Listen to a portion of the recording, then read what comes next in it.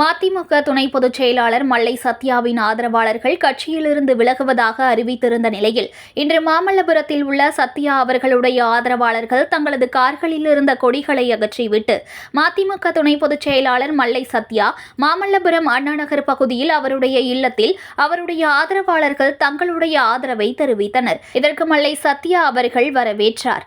மேலும் மாமல்லபுரத்தில் மல்லை சத்யா ஆதரவாளர்கள் தங்களுடைய கார்களில் கட்டப்பட்டிருந்த கொடிகளை நீக்கினார். இது தொடர்பாக அவர் தெரிவித்துள்ளதாவது: அப்போது பேசிய அவர், பல வருடங்களாக நான் மதிமுக கட்சியில் முழு மனதோடு பயணித்தேன். தற்பொழுது எனக்கு வைகோ அவர்களும் அவருடைய மகன் துரை வைகோ ஆகியோர்கள் எனக்கு துரோகம் பட்டம் கொடுத்துள்ளார்கள். இதனை நான் ஏற்றுக்கொள்ளவில்லை. இதனால்தான் மதிமுக கட்சியிலிருந்து தொண்டர்கள் ஆதரவு தெரிவித்து ஆவேசமான முறையில் நடந்து கொண்டார்கள். மேலும் நான் மதிமுக கட்சியை நான் அவமதிக்கவில்லை என்றும் மதிமுக கட்சி கொடியை நான் அகற்ற சொல்லவில்லை. அவர்களே தங்களுக்கு ஆதரவு தெரிவிக்கின்றனர் என்று அவர் கூறினார். 32 ஆண்டுகால இடர்மிகுந்த மறுமலை திராவிட முன்னேற்றத்தினுடைய லட்சிய பயணத்தில் ஒரு கரும்புள்ளியாக தலைவர் வைகோ அவர்கள் என்னை துரோகி என்று சொல்லி தலைவர் பிரபாகரன் மாத்தையாவோடு ஒப்பிட்டதின் காரணமாக தமிழ்நாடு முழுவதும் ஒரு கொந்தளிப்பு நிலை தொண்டர்கள் மத்தியில் உருவாகியிருக்கிறது. நான் ஏறக்குறைய 3 நாட்கள் அமைதி காத்தேன். என் உறக்கத்தை தொலைத்தேன். முதன்மைச் செயலாளர் நாடாளுமன்ற உறுப்பினர் துரை அவர்கள் பத்திரிகையாளர் சந்திப்பில் என்னுடைய தனிப்பட்ட வாழ்க்கை குறித்து கேள்வி எழுப்பியிருந்தார்.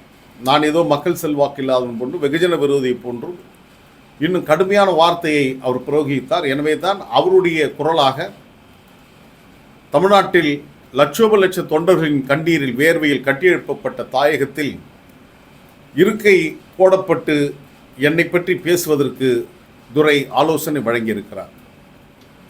இது எனக்கு மட்டுமே பொருந்தும் என்று கருத வேண்டாம். இன்று நான், நாளை நீங்கள் என்பதை புரிந்து கொள்ளுங்கள்.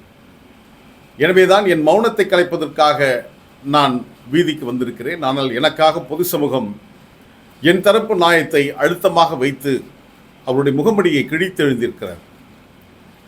எனவே தோழர்கள் கொந்தளிப்போடு இருக்கின்றார்கள். நேற்று நடந்த சம்பவம் எனக்கு உடன்பாடு இல்லை. உங்களுடைய கருத்தியல், உங்களுடைய உளவியலை நாடு உணர்ந்திருக்கிறது.